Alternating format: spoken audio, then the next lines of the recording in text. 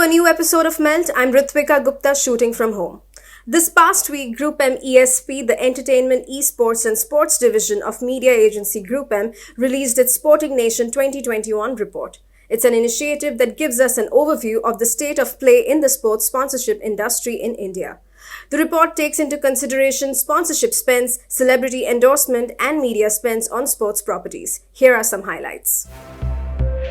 Cricket accounted for 87% share of Indian sports sponsorship in 2020.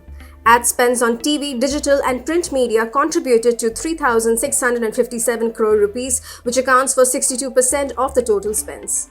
Of the 377 endorsement deals that happened last year, 275 involved cricket players.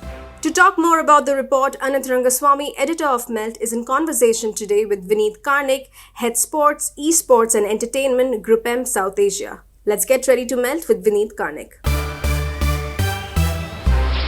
Hello, Vinit. Hi, Anand. Hi. So this has been a tough year for everybody, but even tougher for live events, especially in the sports area. So the macro pictures, the revenues across the board have come down. So we'll forget about this year. Whatever has happened has happened. I want you to focus on the prognosis, what happens from here on. So that's great context, Anand, and thanks for putting that into context, because normally people misinterpret the numbers, and like I say that 2020 has been an absolute outlier of a year. None of us would have expected what happened to all of us, and industries across sectors across the world, people have been impacted, and we need to have a softer heart towards the larger business and personal lives of people and the larger ecosystem. So thanks for putting that into perspective. Yes, it's been a very, very challenging year, as you rightly said.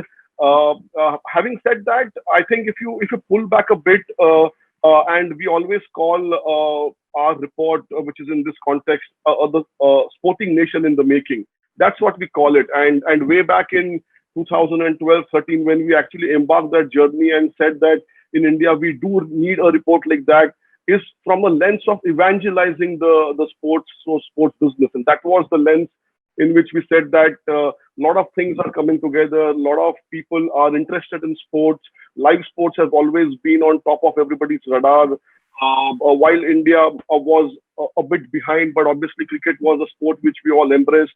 And we just said that we need something to keep this going and to get the advertiser community, the marketing community, the fans, the industry bodies, the franchise ecosystem, the federations to look at sports a bit differently. So our report actually culminates multiple different data points and gives one consolidated approach towards how India was doing. And yes, you're absolutely right.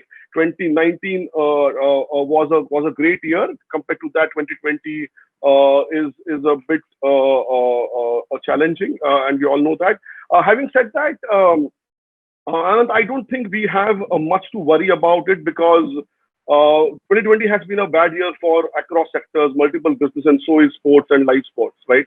But I think there is a very, very strong momentum around sports as a business overall. Okay, look at the way fans embraced whatever little cricket happened last year. Okay, whether it was IPL or when India went to Australia. Look at the way the way marathons were pulled off in the first quarter of last year. Yeah. And today, if you talk to anybody in the industry, whether it's the Football Federation or the Kabaddi Federation or wrestling guys, everybody is planning to do something or the other in 2021. To the ability to, obviously, depending upon the protocols, depending upon the COVID situation, every federation, every right holder, whether it is badminton or boxing, they're trying to do something or the other to keep it going. Obviously, that's because there is a lot of industry interest, there is a lot of advertiser interest, there is a lot of fan interest. Okay, and therefore, obviously, there is momentum around it, and I'm pretty optimistic that whenever we are out of the COVID situation, I think, and whenever we slowly crawl towards normalcy, I think sports is one of the sectors which will emerge as one of the most promising sectors, because live sports, from a content standpoint, has great demand not only in India but worldwide. Right. So Vinit, now I'll go back to your report. While cricket it does clearly take the lion's share of all the revenue. The sum total of all the other sports is a microcosm of the cricket pie. Right.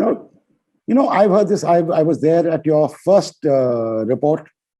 I've been there at multiple of your reports, and I've not seen that really change too much.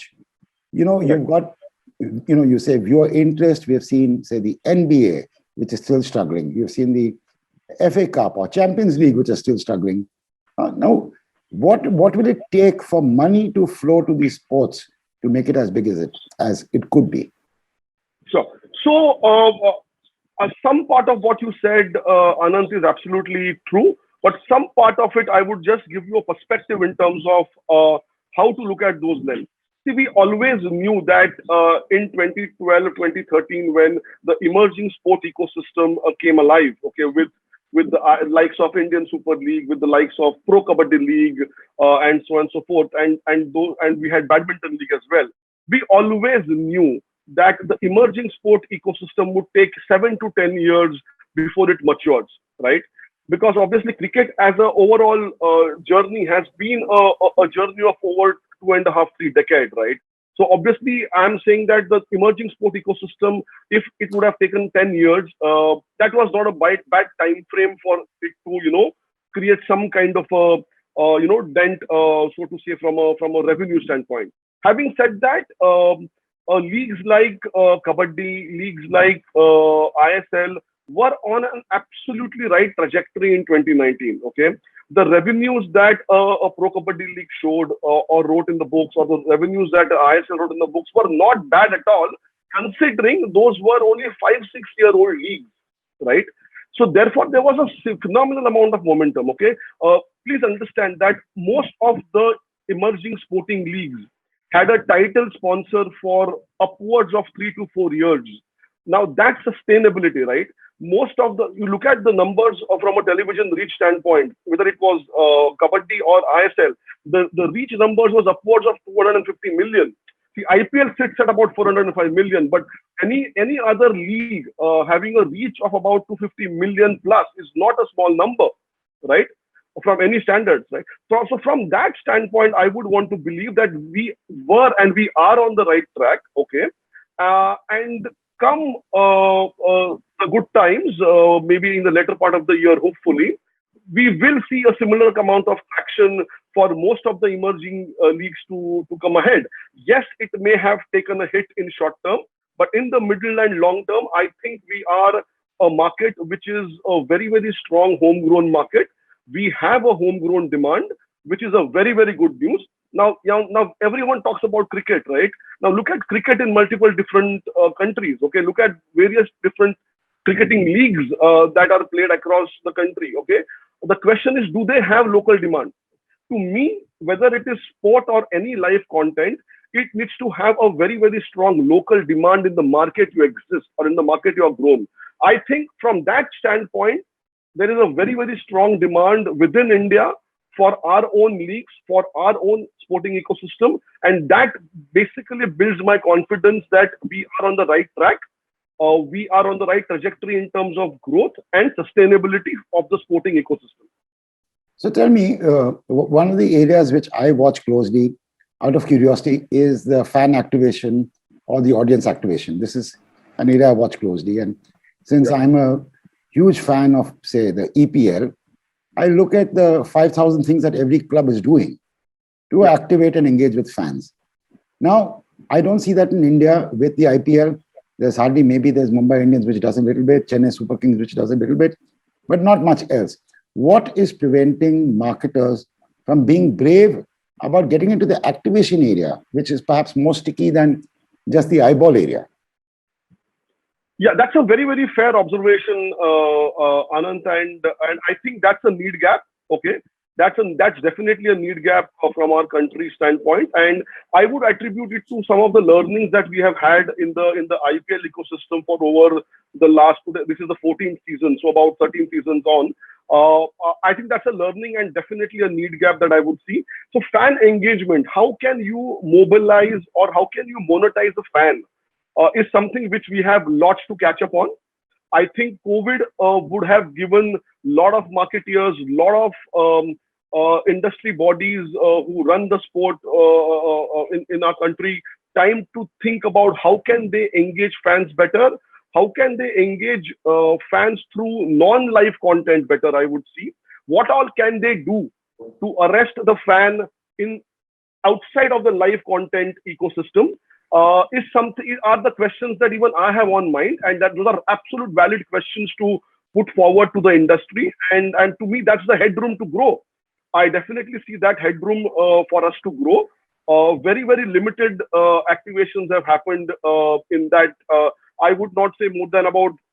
I mean, if you look at an IPL ecosystem, ISL, most of the clubs, I don't see more than 6 to 7 clubs overall being able to do something talk worthy in the fan engagement space, and that to me is the headroom to grow, and that's absolutely a need gap. One of the positives about fan engagement with sport is the mushrooming of the cricketer brand ambassador. Perhaps I could extend that a bit to the sports brand ambassador. You have, Bhutia, Chetri, you have Saina Nehwal. So now again, there's a huge difference between the amount the top celebs get and the bottom celebs get. How does that? How do you measure the efficiency of investments in these brand ambassadors? Is there a way to measure? If there's a way to measure, how do you measure it? So, Anand, this has always been a subject of discussion, okay, and subject of interest. You look at the era of Sachin Tendulkar or a Saurav Ganguly or maybe a Sunil Gavaskar or a Mahendra Singh Dhoni, yeah, or a Virat Kohli today. Even in the cricketing ecosystem, those were the top 3 or 4 cricketers who actually were able to rake up the biggest mullahs, so to say, right? A significant amount of money went to those top 3, top 4, at best top 5 players in the country. To me, that has changed, to be fair, to a great extent, Anand. Okay, you have seen so many sports persons, in whether it's Saina Nehwal or PV Sindhu, or you look at Mary Kom, you look at Sakshi Malik, and so on and so forth. So many names. I have seen significant amount of traction around these athletes as well. There has been the Olympic medalers in terms of Vijendra Singh, who have Abhinav Bindra, for example. Brands have used them very efficiently, so to say. And this gap that you're talking about in terms of the big boys versus the other sports, emerging sport athletes, will always be there. Okay. Now you look at take a look at what the IPL boys are doing. Okay. Look at the likes of Chahal or Ashwin. Look at the way they are building their content story. So somewhere down the line, brand endorsement is not the only lens in the new age endorsement ecosystem the way we would want to look at. You can look at influencers as another massive area of interest, from not only from a celebrity standpoint, but also from an advertiser standpoint, from a marketing standpoint. So therefore, building your digital assets, building a community around the kind of content that you like to drive, whether those could be dance steps, what could be a small snippets of short comedy, or anything that you may be good at beyond what you play as a sport. You need to build a very strong community around it. Now, community building and fan base somewhere is linked, right? Okay. To our previous point, okay, if you are building communities, you are building fans. If you are building fans, you are building eyeballs. If you are building eyeballs, you are then becoming a invincible marketing asset for advertisers or marketeers to look at you, to create activation, to create campaigns, to create some worthwhile storytelling pieces of content over a period of time. To me, that's how the entire endorsement space will evolve over time. I'm not the 30-second or the typical format will continue. With the 30-second will be there for the top-notch, the premium content storytelling part. But there will be a lot of short format storytelling content pieces, which will eventually various different celebrities will have to drive over a period of time. in the ecosystem, is there enough knowledge on how to make the maximum out of these celebrities on a digital ecosystem or a content ecosystem or an influencer ecosystem? Bollywood has it perfect. Bollywood, everybody knows what to do. There are 100 agencies perhaps in Bandra itself which know how to do it. In sports, do we have that kind of knowledge, in-depth understanding? Because one of the problems with cricketers and with top Bollywood stars is that they don't have time. Right. So they need to trust somebody and sort of let that somebody run with it. Yeah. So I think there is a crossover between Bollywood and sports, Anand. Okay, the lines are blurring, and somewhere those blurring lines will possibly pass on the learning to each other. Okay, and I think some of the sporting talent is doing an exceptional job on their own digital assets. Okay, and the others will follow and learn over time. So yes, there is a learning curve here. Definitely, there's much more to learn and much more to catch up with. But I think we are getting there. I think look at the content stories last year while everybody was in the lockdown environment, and the kind of content all the sports personnels or the Bollywood guys or even the television guys or even the OTT guys created. Some of them were absolutely inspirational, and some of them did get marketing eyeballs, right, and marketing dollars last year. So I think these things will continue. Yes, there is the kind of subject that we are discussing today has a serious amount of headroom to grow, and to me, that's an opportunity for the industry and all of us to hold each other's hand, learn, unlearn, and move on. Right. Now, you brought up, TV and, that 30-second spot and then digital and so on. Now, I want to ask you, one of the problems is, even your report, it is very macro numbers. In the effectiveness of investments in sport, we don't have enough granular numbers. So do you think more money needs to come into investment in measurement of the impact of sport? Okay, so when you say granular, so we give numbers in 3-4 buckets, Anand. So one is the sponsorship bucket, which is the on-ground sponsorship. I think it's as accurate as one can get, and it's as deep as it gets. We cover pretty much the entire gamut of the industry. Then you have obviously the numbers in terms of TV, print, outdoor, digital. Those are obviously as effective as they are, and those are industry practices, very well cemented over the years.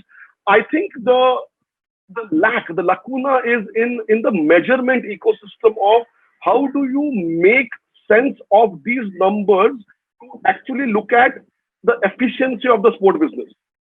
So I understand the reach number of TV or the rating number of TV, what it means in terms of driving GRPs on TV. But sports is not only about driving GRPs, right? Sports is GRPs plus plus. That plus measurement somewhere is a missing link. A lot of work is happening within our country and outside in that direction. So, for example, most big advertisers today on sport are not only looking at return on investments, which is a typical term that we use for measurement. A lot of evolved advertisers are today warming up to the fact of looking at return on objectives as one of the lenses to measure the success of their sponsorship. So these kind of changes we are noticing in the marketplace, and those are very, very positive steps from a marketing community.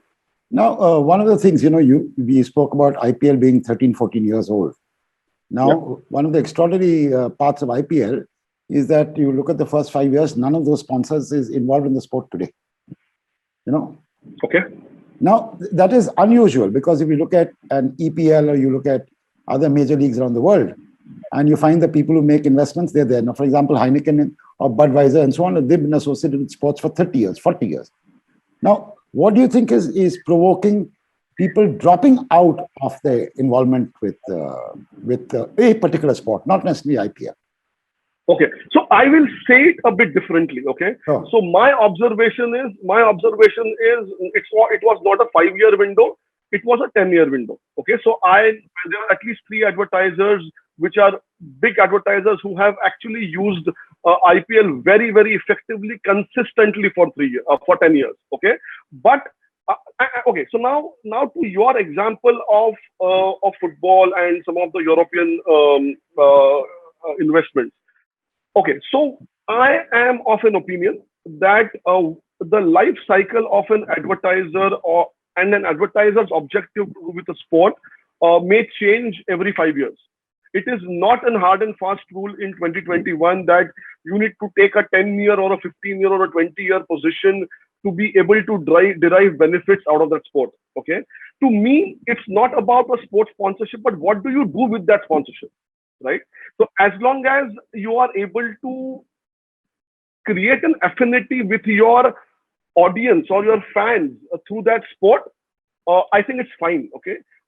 Now look at some of the new age advertisers. So if you break IPL down of 13 years into three parts, okay, 5, and 3, okay, you will see serious amount of consistency, Anand. I mean, I would reckon at least 5 to 6 advertisers who have been in some shape or the form in IPL for at least 8, if not 10 years. Yeah, to me that's a great starting point.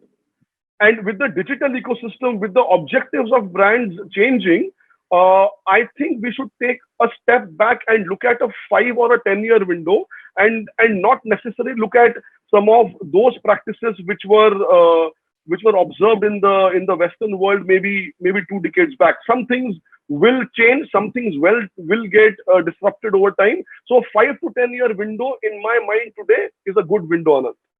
Right. So I'm going to end with a question which requires only a very small answer. Is ESP going to over-deliver according to the expectations of Group M management next year? Okay, so ESP obviously is one of the businesses which obviously has challenges, because obviously ESP stands for entertainment, sports. No, I said next year. Next year. I didn't say this year. I said next year. Are you going to to 2022? Yeah, 22. Of course we will. No, so I don't. Very short answer. 21 here. 21. I don't want to put anybody under pressure. Okay, so what we have done is, so we have obviously learned and unlearned a lot of things, Anand, and COVID has taught us also a significant amount of lesson to keep on reinventing our own businesses. So the way we looked at our entertainment business in 2019 and the way we are looking at it today itself is very different. Okay, the way we are embracing and looking at the OTT releases of movies or web series is very different than the way we looked at these kind of formats in the television world, right? The way we looked at sports itself is going to be changing. There is serious amount of focus on data, first party data, second party data, and how can we advise our clients and the industry based on that over time. So that's the second piece. Third piece, and the most important piece, is esports as a business has grown significantly, and there's a lot of attention on that business worldwide. We have learned a lot in the last 1 year. We have spent a lot of time gone back to our colleagues in London and US to get some knowledge pieces from them, and we have curated our own strategy in terms of what do we want to do in the gaming and esports business in India. So we have taken some time to learn and unlearn things and create an offer which will keep ESP one of the front runners for this businesses in time to come. So to answer your question, absolutely ready to take on the challenges in the post-COVID world, and with all your good wishes, we will try and over-deliver on expectations. Thank you so much, Vinit. Thanks, Anand. Pleasure. Thanks for having me on the show. Thank you. And that was Vinit Karnik sharing what marketers can expect in the state of affairs in the sports industry. He is presenting the Mel cheat sheet. The objective of sport advertisers and brands may change every 5 years. Sport advertisers need to create an affinity with the audience. And that's a wrap on this episode of Melt. Do follow us on social media. Our handle is Ready to Melt. And stay updated with all that's happening in the world of advertising and marketing with our daily Melt update on our website, readytomelt.com. I'll see you next week, same time, same place. Goodbye.